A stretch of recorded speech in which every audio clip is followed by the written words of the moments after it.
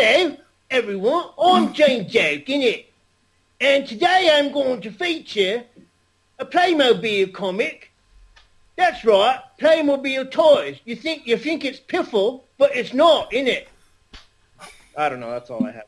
That's not really the real Drunkduck. Sounds like you're about to beat somebody to death with a cricket bat. But that wouldn't be cricket, No? would it? It would. All right. Do you ever correct me?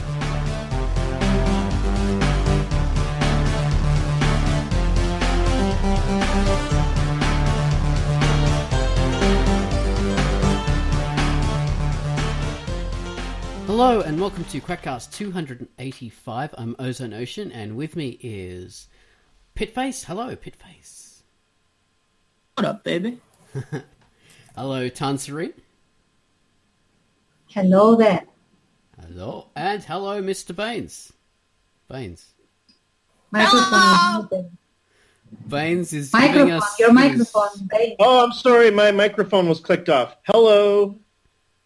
Hello.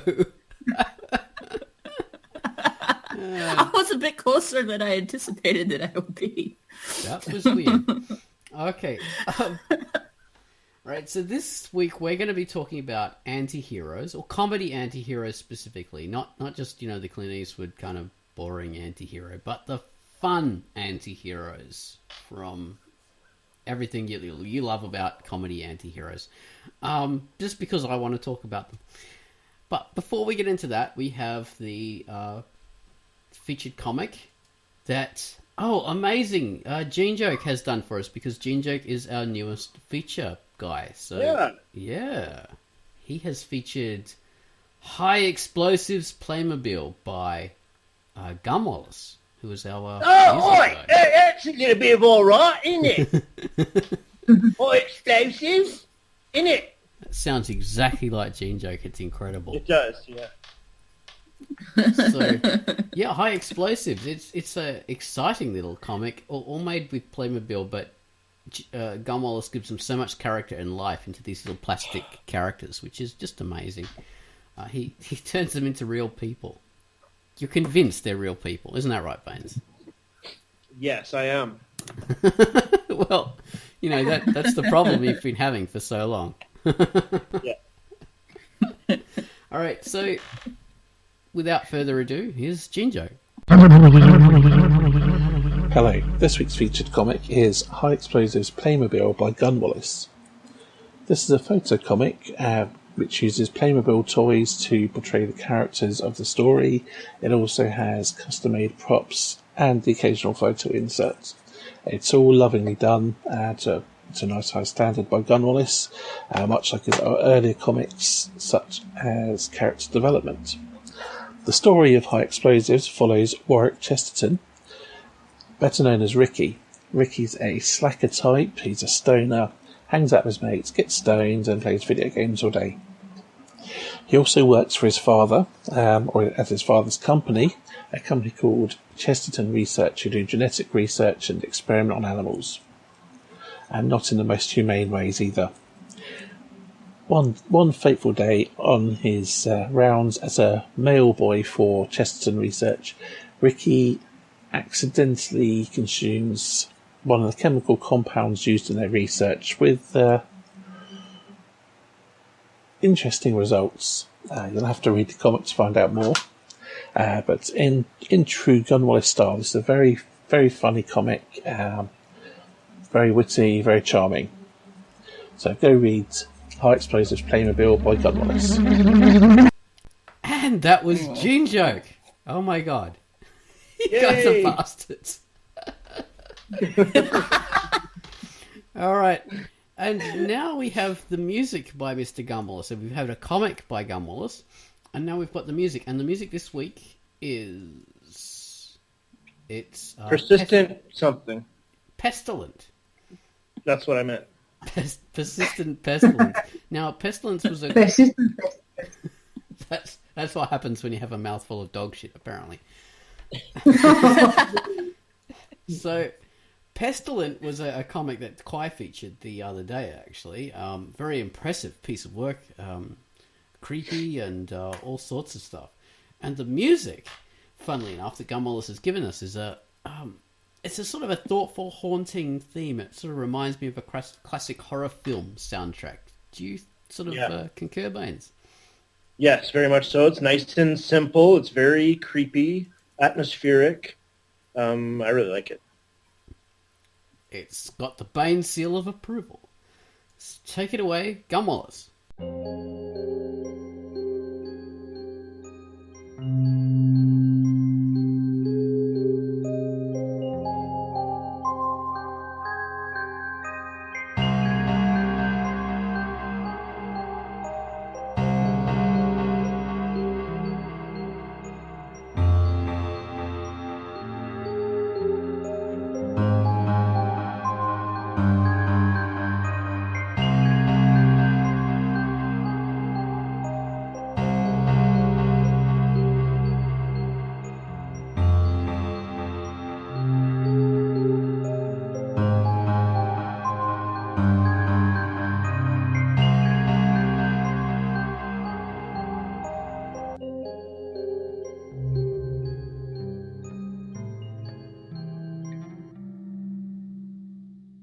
And that was Gumwallace. Oh, God, thanks, guys, for that moment of silence there. I was trying to think of a witty way to disrupt. Since I couldn't think of anything, I thought I'd just let you have this one. Awesome. I finally won. Everything's coming up, Ozone. All right, so we're going to be talking about comedy anti-heroes, and I'll just read out my introduction. So these beautiful three anti-heroes with me can sort of they can take something away from that and inspire them into, it'll lubricate them so they can chat away. It'll be like ambrosia. Okay, this is what I wrote. I love a good anti-hero. My faves are characters like Tank Girl and Flashman. They're selfish, greedy, violent, lustful.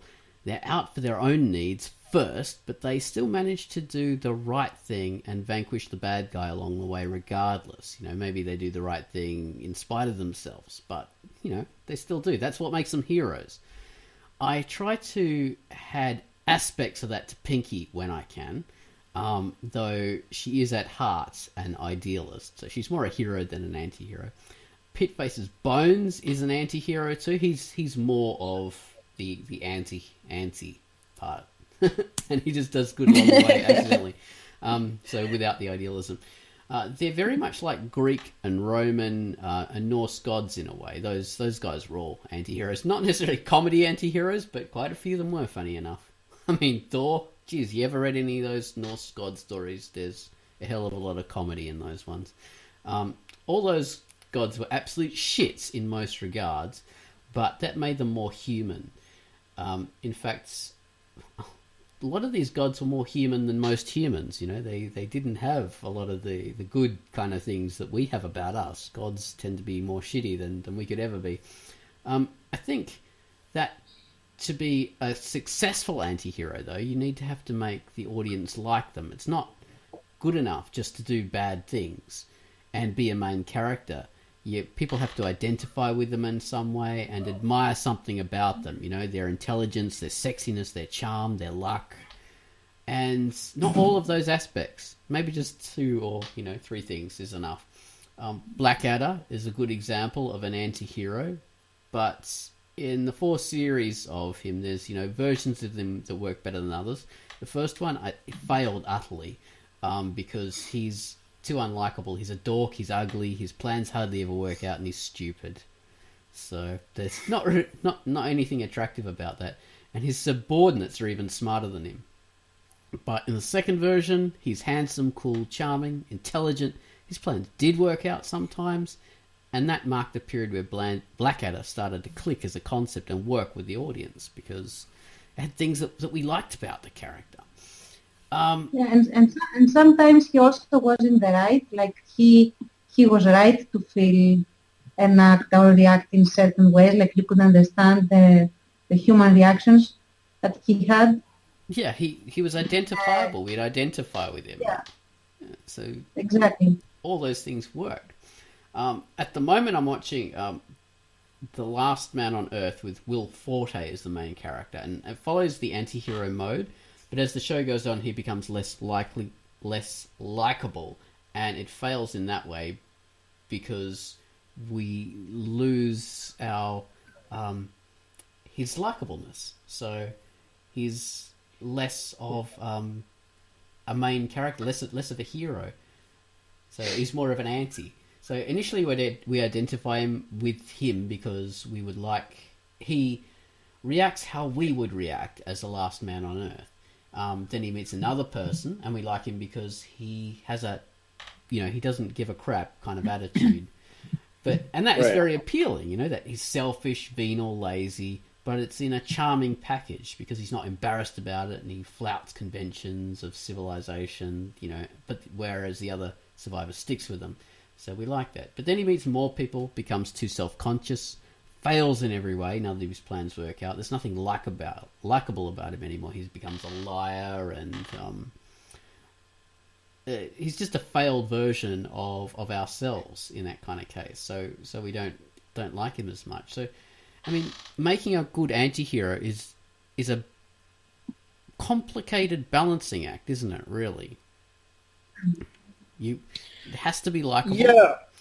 But I mean, this is a comedy anti-hero. But I suppose it can apply to any of them if you like, but that's the way I want. I guess you have to kind of like someone and root for them, at least start out that way.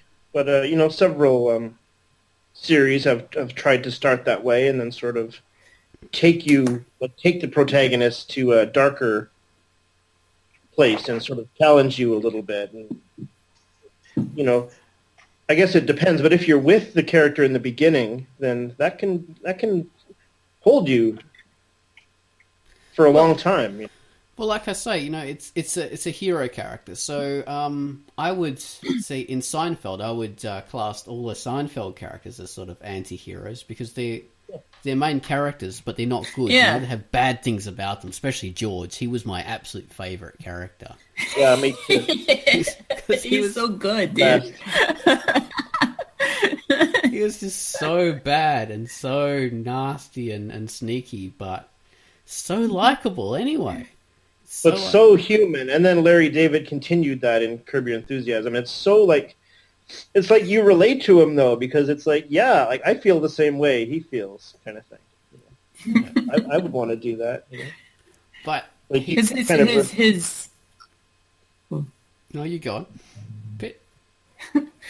Well, I was going to say part of the reason, I mean, a good chunk of it why you like him is because the writing is so good, of course, But I wonder too if another part of it that makes him, not somebody that everybody just ends up hating, something that has kept his character from backfiring is that his personal life, like where he comes from, like it's not terrible, but like his parents are annoying and he's just he comes from kind of a shitty place. Like he's just, he doesn't love his life, and that's why he gets caught up in all of these sort of circumstances, because he's always trying to get better something, something that's out of his reach that he's not necessarily entitled to have, but he's always reaching for something because his life sucks.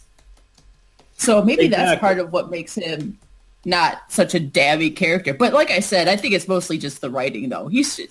That show was so well written, dude. But yeah, that's the thing, though. We sympathize with the character, so that is one of the tripods or whatever. One of the supporting things that makes those characters work, those anti-heroes work. It stops them from being too anti and makes them, more hero because we have something to identify or sympathize with them, like Stanley Tweedle in Lex, if you guys ever seen that. Stanley Tweedle is the most repellent. Yeah, awful. Venal character. Yeah. He, like George, though, like always loses, too. Well, like he always got the horrible background, and he almost always loses. Like his scheme backfires, and he ends up in a worse position than when he started. It's so that might make him like, I don't know if I would say more likable, but it makes you, like, he'd be kind of hateable if it worked all the time, if his schemes worked and he did actually get better, into a better situation. Do you know what I'm saying? Well, in that, because his schemes are evil to begin with, there's selfish schemes, and, they involve, like, having sex with Zev, things like that. And you don't want to have that happen to Zev, because you like Zev. That would be a bad thing if he was able to have sex with her. So it's good that doesn't happen, yeah. So if he won in any of his schemes, that would increase his evilness too far. Right, I was thinking more George Costanza in that when I was saying that. Like, yeah, all right, yeah, Stanley is a little bit less. His schemes basically involve, like, trying to have sex with Zev. Or whatever other female he happens to encounter. And normally it ends up with some awful person having sex with him instead. With George, though, he does win sometimes. And I think you have to have a character like that win sometimes, because then he'd just be too pathetic. And it's only something. Yeah. Then weirdly enough, the ones where he wins are some of the best episodes. You're actually kind of happy. Yeah. Yeah, like he gets. Well, think about too. I was just going to bring up a counter example to that. Not a counter example, but an agreeing example. Like, I was just thinking about Dr. Smith from Lost in Space. And when I first started to watch that, I liked that character a lot. He's one of the most interesting ones, but they just trash it because his only purpose in the show is to do wrong and be a bad example. And then, I mean, nothing, it always just ends up the same. Oh, well, Dr. Smith did this, Dr. Smith did that, and he's a useless character in the end. Yeah, and it really sucks because he had potential. Like, he was the best character in the show. Like it, Yeah, imagine that show without him. That would be unwatchable. Like, it'd be so boring. Yeah, he was in the same manner. Like, I want to just offer another one, because really I haven't seen any of these shows. Now I have, like, a list of things that I have to catch up on. Clearly, fair enough. But I'm thinking also, like, in those lines, I'm thinking of Louis from Suits, if anyone watches that, which is basically an ongoing Game of Thrones style drama, but with lawyers in a big firm, which is, like, I guess worse because everyone is a lawyer there. That sounds good. And it's always, very dramatic. Like, everything is very serious. Usually things like the moral dilemmas, the stuff that is at stake, the interpersonal relationships, everything is, like, very, very, very serious or dramatic. And then you have Louis, who is like, he's a lawyer that is supposed to be, I mean, he's a good lawyer, but he has terrible self-esteem, and he tries always to prove that he's better than anyone else. Like, this is his key, number one purpose. He wants to get to steal the secretary from his rival. He wants to upstage his fellow lawyers. He wants to get praise from everyone. He's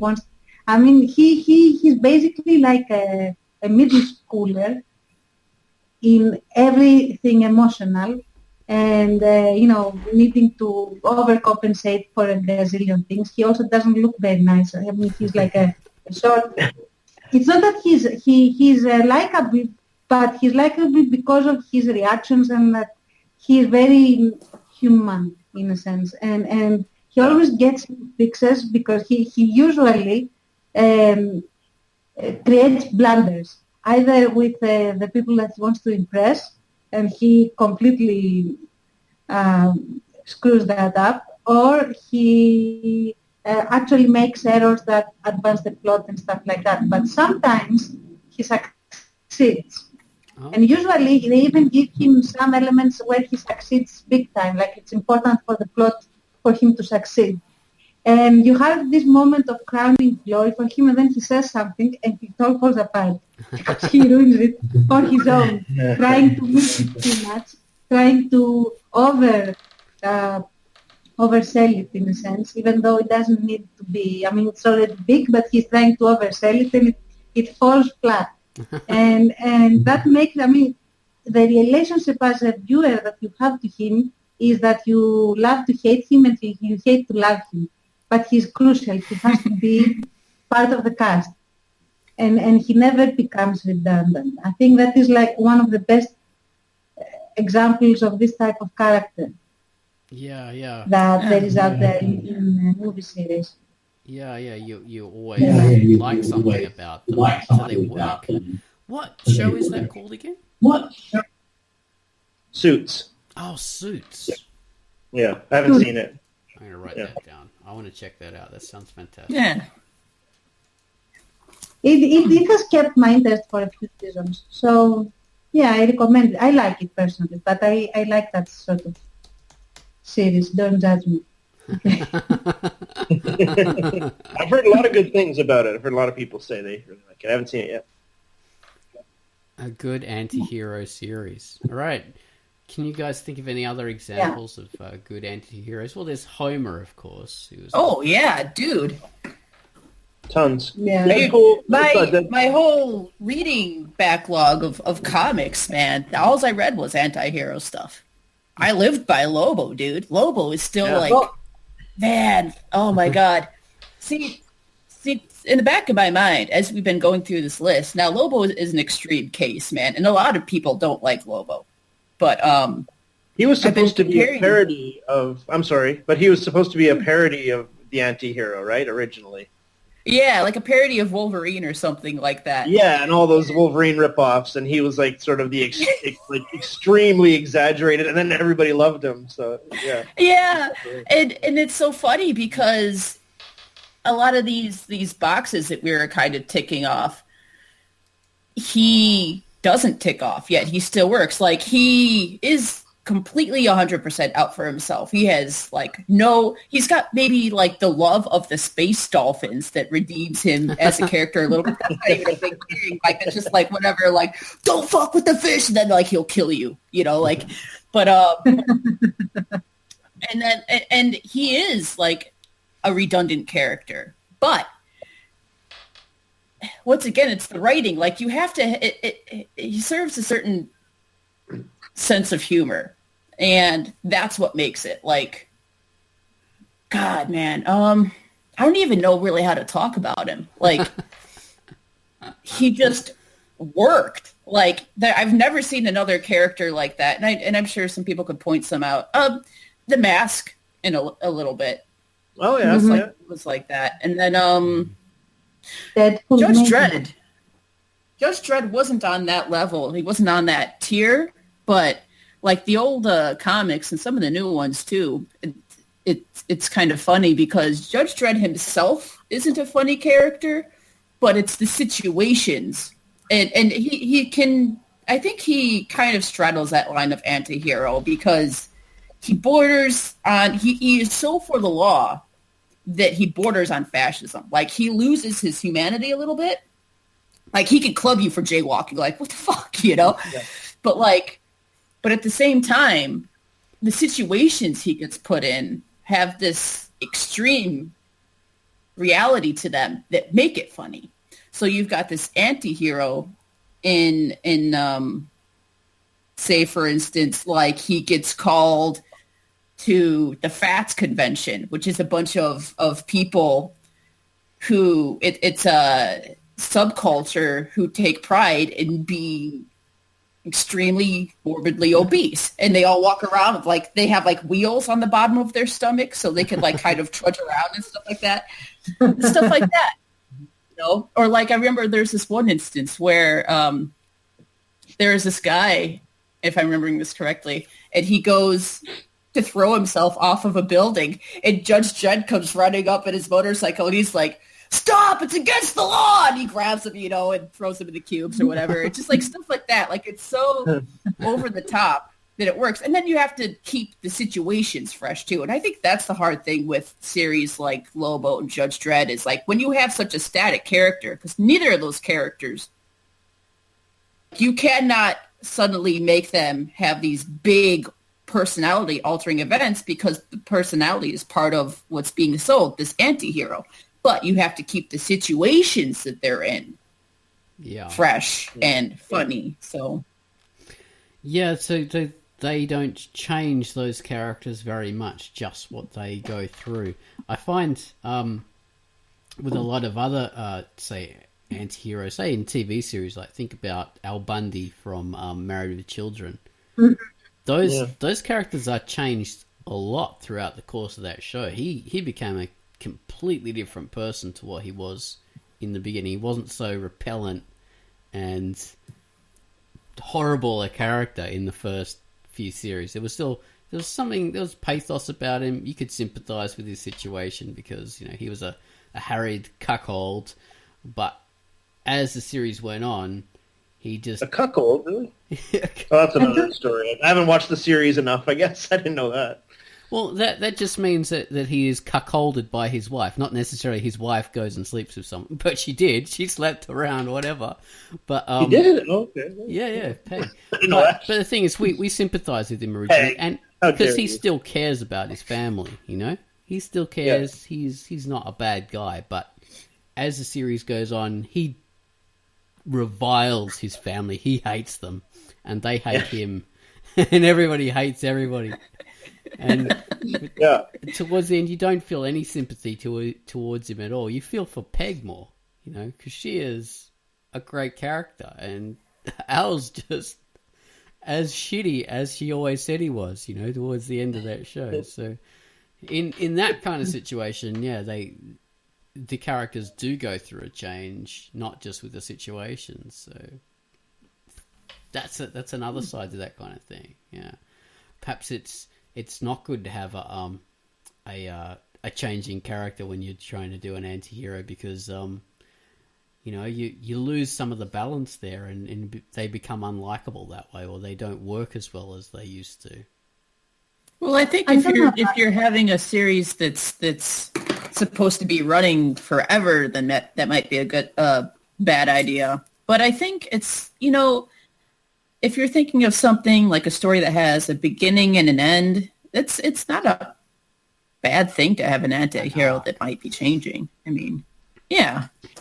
And I think that sometimes, if you are, if you feel very confident that you know the character very well and what makes him click, the imprint of what makes him an anti-hero can remain constant because that would be part of his personality and how he channels actions and reactions to the environment. But he could change. Like I'm thinking about Judge Dredd. He might have been static for the most part, but there are some arcs where his personality and the way that he positions himself morally and ethically and even the way he reacts to certain things change. According to how he processes certain things. I'm thinking more about where he was challenged on whether what was actually the law and what was the spirit of the law and, things like that he used to grapple. Yeah, there were a couple instances like that. You're right, actually. He changed there, but his character doesn't change. There is no way that he will become ever like a touchy-feely character that will go that would be suitable to play in a romantic movie or something. He will always be the staunch, heavy sort of anti-hero, one-line Spartan of a person in a sense. But he has changed, and he has changed on who he comes down hard on in a sense, or it is say that. Well, I don't know about that. But, yeah. Please go on. You think he could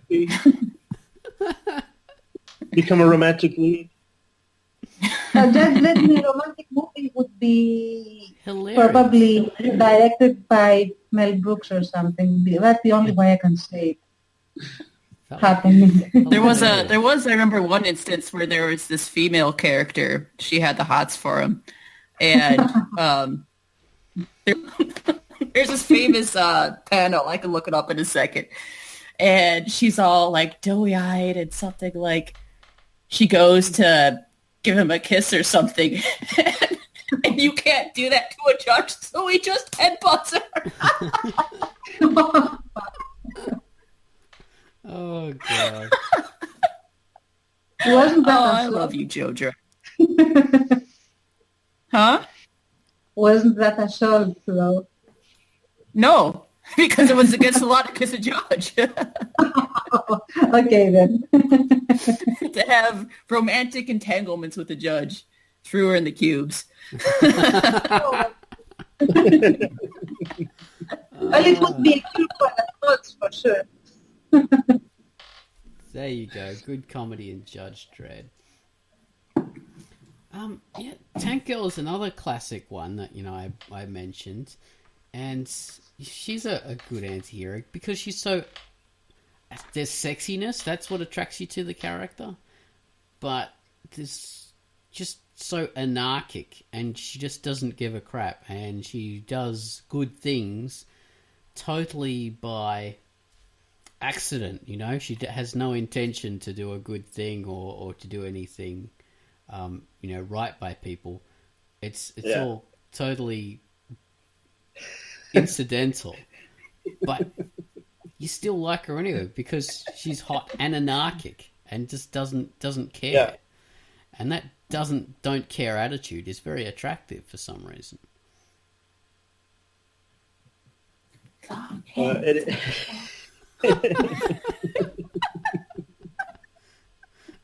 Pitface is lording her fantastic hairstyle over all of us. I whip my hair back and forth. I whip my hair back and forth.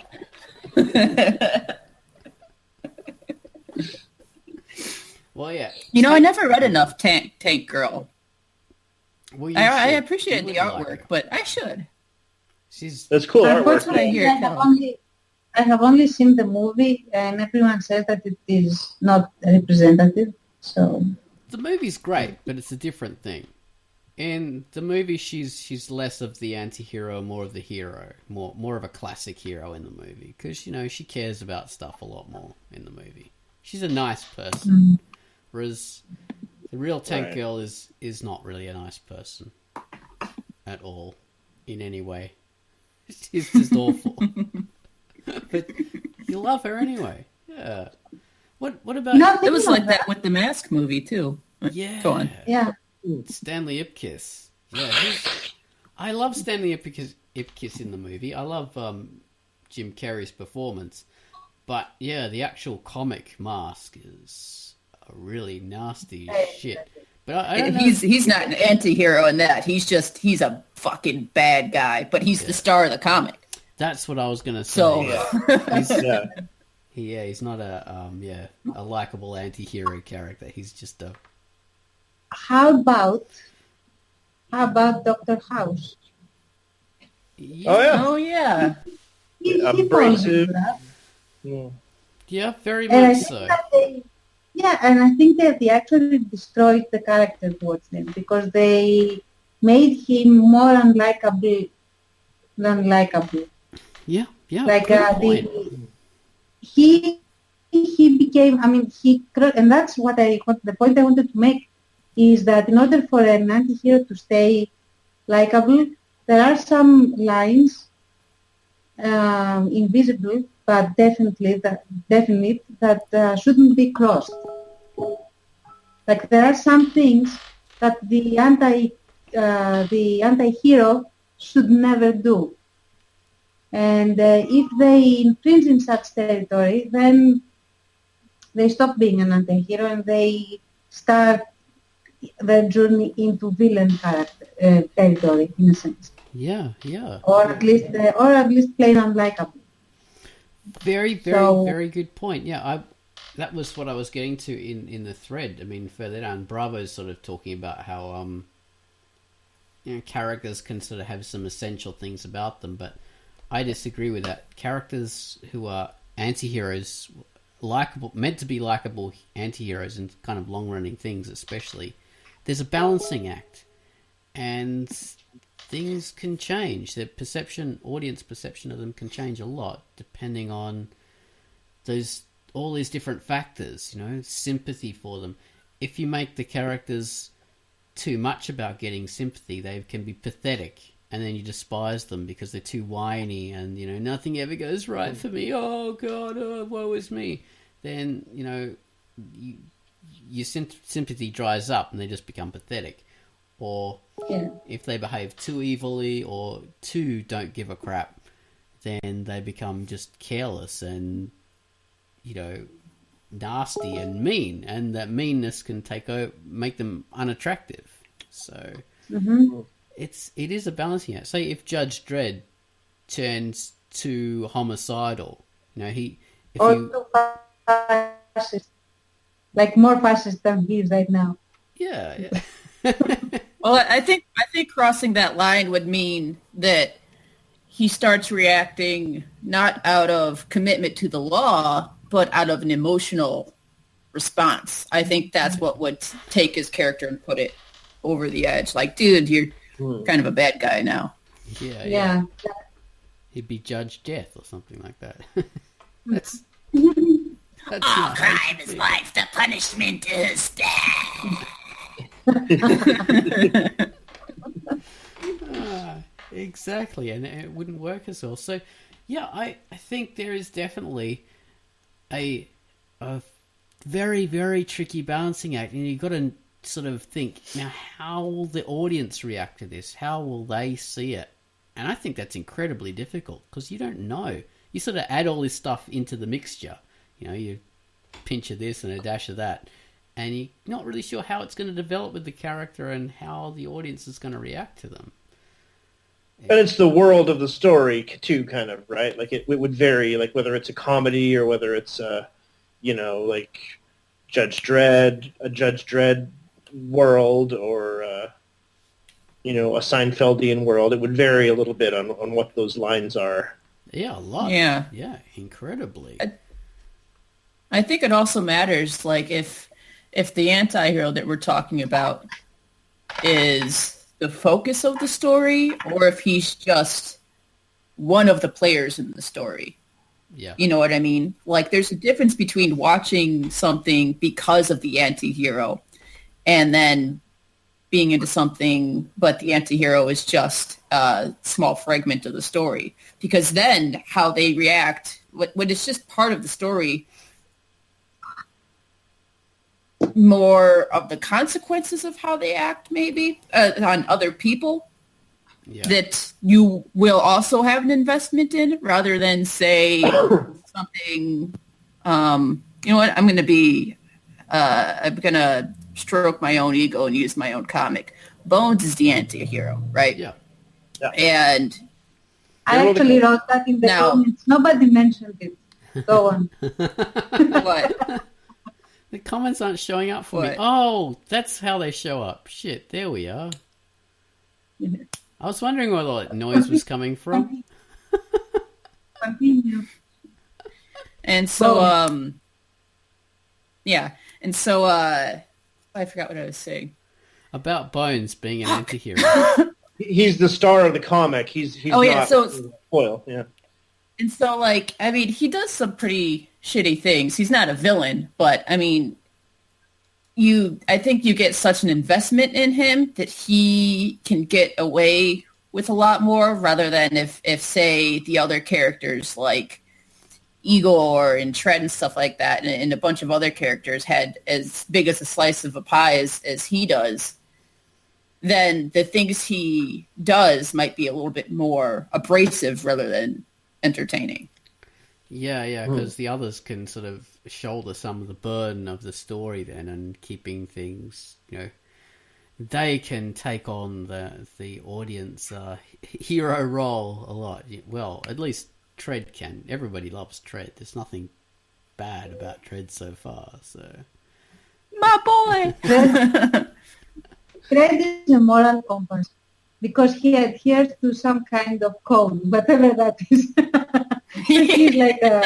yeah, it's his own code though. No one really knows what it is. But Yeah. it is a code. Yeah, Yes. definitely. It's very strong with him. So yeah, Bones can sort of play a little bit wild and go a little bit loose, and That's going to be tested though soon. I'm not going to say much about it, but coming up, there's a scene coming up that I'm really interested in getting to. That's going to kind of be a little test to see just how Bones can go, how far Bones can go and still be liked by the audience. Well, there So you are. I'm See, you're excited testing to get to things. this. Yeah. Cool. You are throwing some things into the mix and seeing what can happen. That's the beauty of writing. You can test in these ways. It's fun. With Pinky, I have played it at making her a bit of a comedy anti-hero in some ways, although she's very idealistic, so I don't go too far. But I make her very selfish in a lot of ways and self-centered, and she's very apt to blame others for her mistakes and for errors and things like that. So it humanizes her, to be a bit bitchy, or I don't know, acerbic, whatever. So yeah, I go on. Please, sorry, I didn't mean to interrupt. No, go ahead. No, come on, finish. Oh my God! What if you just go?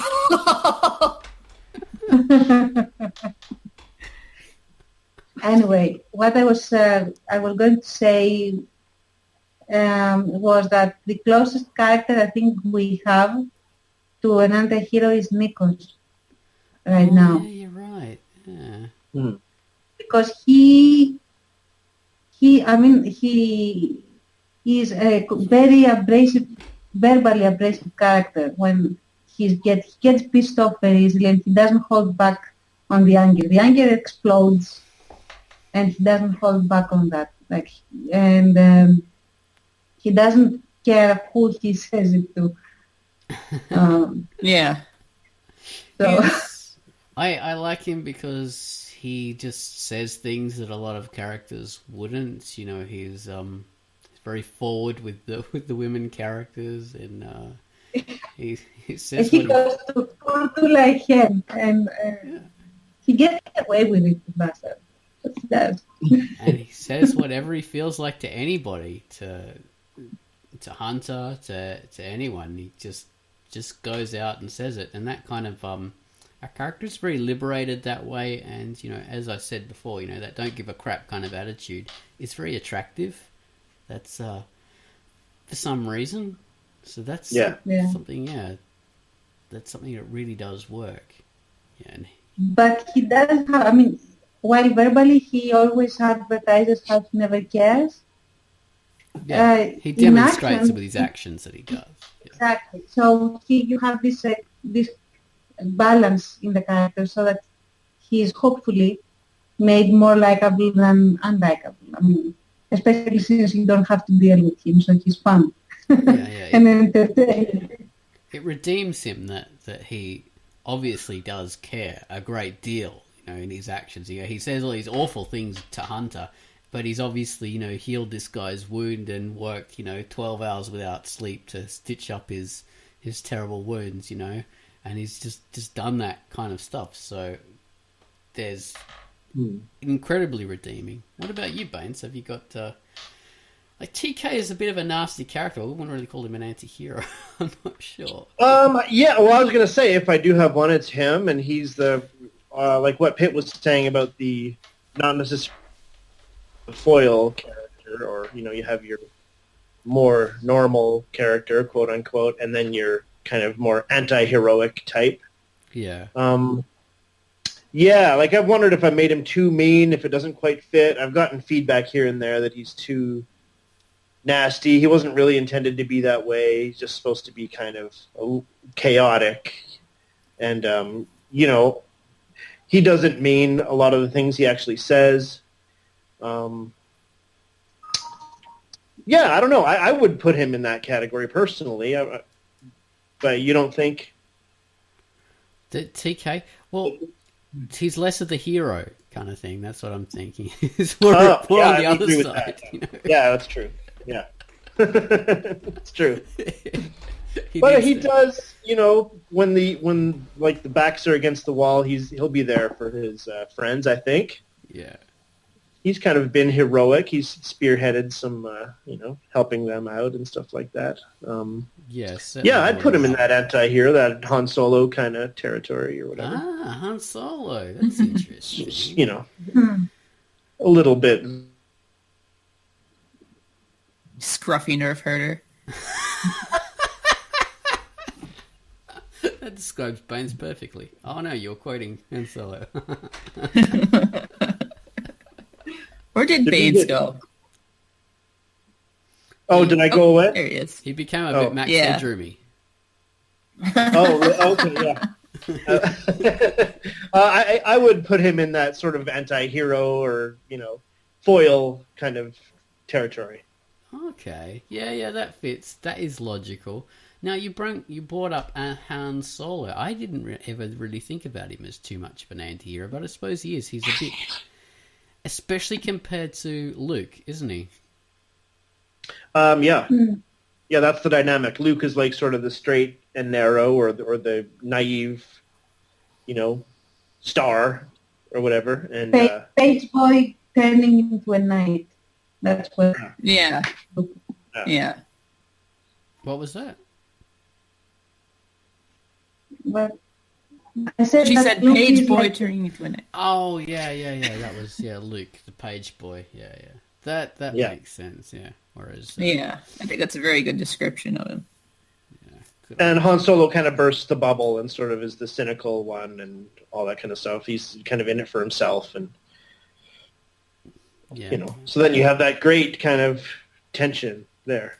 Yeah, you do. So what makes an anti-hero? They have to be doing good in some way, or they have to be heroic in some way, don't they? But they need things that dent the heroism. They're things that we would normally hate, or I don't know, sometimes we would hate or despise about a character if it wasn't for the heroic part. That's how I think about it. You know, things that would make us just dislike them if it wasn't for the heroism. Yeah. That's what I think makes an anti-hero. See, a hero is someone you like everything about them. There's nothing that detracts from them, whereas an anti-hero has stains. They have... Yeah, I mean, yeah, I agree. I mean, they're not necessarily doing heroic things, though, I don't think. I mean, the hero could be just like the star of the story, or one of the stars of the story, right? Well what I mean is things that... Seinfeld people are not necessarily doing good things or heroic things. Well, yeah, but things that we like about them. Yeah. That manage to balance out the things that we don't like, you know? Yeah, and maybe they want things that we relate to, type thing. Yeah. Like we in a way root for them or something because of what they want. The It's Always Sunny in Philadelphia characters are similar, but exaggerated. And I haven't seen the whole series yet, but apparently, like, the idea with them is they sort of start off one way. They start off, you know, pretty nasty, and they kind of just get more and more exaggerated as the series goes on. They become like way more zany on purpose. Yeah. Like the characters become way more exaggerated. Well, as far as I've watched so far, Charlie, who's the kind of wackiest character, kind of becomes more and more normal as the series goes on. That's kind of interesting. But all definitely selfish anti-heroes with wacky schemes that are sometimes so ridiculous that it's like why are they, like, this is the story, really? They want to deal gasoline so they can resell it at higher prices or something. Have you ever watched Trailer Park Boys? Oh, yeah, similar. That's all anti-heroes. Yeah, that's true. That's true. And you know, it occurs to me, Trailer Park Boys. It's like a comedy skit kind of, and it's kind of Yeah, Canadian documentary series or mockumentary or docudrama or whatever the fuck you want to call it. What's interesting is the way we've been approaching this for qualifying anti-heroes is we've been approaching it mainly from the perspective of characters that should be, I'm not saying should as in morally or anything, but should likely be unliked, but there are exceptions why. What if we approach it the other way? We look at instances where you take a guy that is mostly good, mostly a hero, but then there are certain things that he does, like take Batman, for instance. All right. I haven't read a lot of Batman, but I do know that there are instances like when, like his goals are good. He's trying to do a good thing. You know, he's got the backstory, you know, the kid who saw his parents killed, all that stuff. But there are those instances where he gets close to going over the edge, like taking a bad guy, and he has to decide whether, you know, he's going to throw him off a building when he's already got him, you know, under control. He doesn't need to throw this guy off a building, but will he do it? Now, he never does, at least not that I know of. There might be instances, it's been a long-running comic, he might have crossed that line before. But, I mean, take it from that other perspective as well. That it's those instances that Batman, characters like Batman, straddle being anti-heroes. Yeah. All right, so you took... So it's not all just damaged people, you know. Right. It's these other guys that are shining examples, yeah. Hero characters who fall. They have a shadow. Well, that's an interesting idea. Just really good characters who have something... Like Lisa Simpson. Or Marge Simpson. They've done that to those characters. Because Lisa used to be such... She always gets on my nerves for some reason. Yeah. More in the past, Always. I think they did redeem her a bit because they made her too good. So that made her unlikable because she was always right and always good and always going for, you know, the morally right choice, which made her unlikable. Then it made her repellent. And Marge as well, she was too long suffering from Homer, but not doing anything funny or interesting herself, which made her an unlikable character. So they did change that, and they did add some shadows to those characters, and that humanizes them a lot. When, you know, making a character totally good and nice in all ways is boring, and that's the complaints about Superman. But I know, you know, people have added shadows to Superman as well, so I don't read it. I'm just going by what I've heard. Yeah, to make them like the eternal martyr is just like, it gets old. Yeah, that's a very mother thing, isn't it? I slave for you guys. I do this, I do that. What's the thanks I get?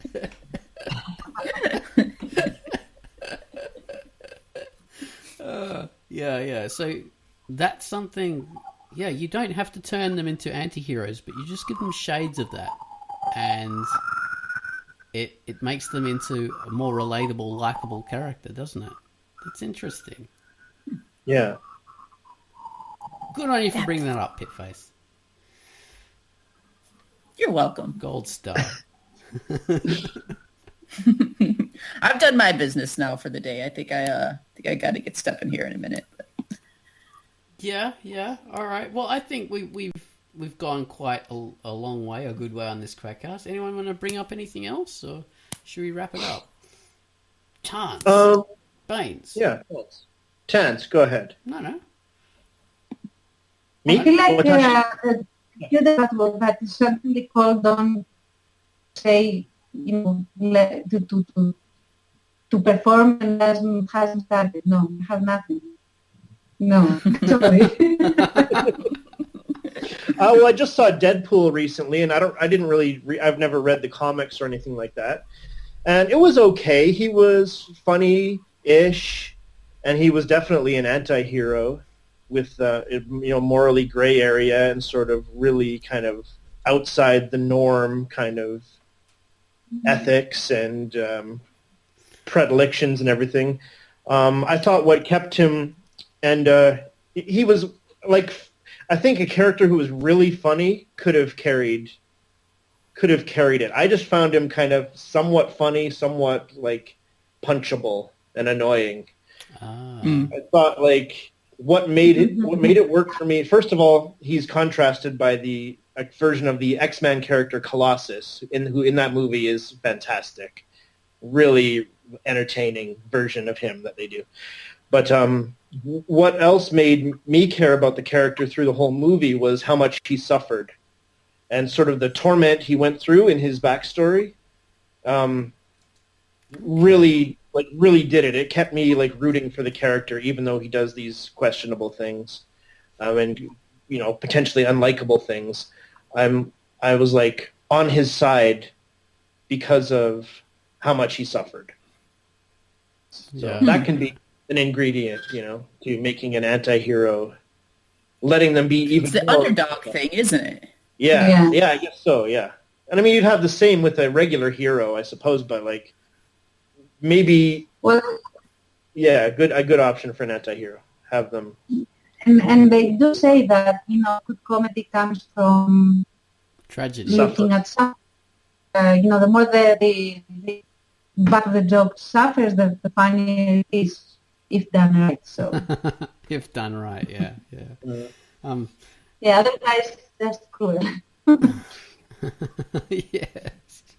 Exactly. You can't overdo it though, because if you land the tragedy too thick, then it just turns into something else. So you've got to ride that wave. Ride the wave of the anti-hero. Wow, that's the title. Ride the wave of the anti-hero. I love it. Oh, that's great. I'll do a great picture for that too. That's awesome. All right, so this has been a fantastic Quackcast. Thank you guys for being along here. Thank you. Thank you. Awesome. All right, have a great Saturday or Sunday or whatever it is. You too. Have a great Wish me Tuesday. to finish the town commission. I need to finish it today. I need to finish it today. Wish me to finish it. Good luck. All right. Thank you. Bye, everyone.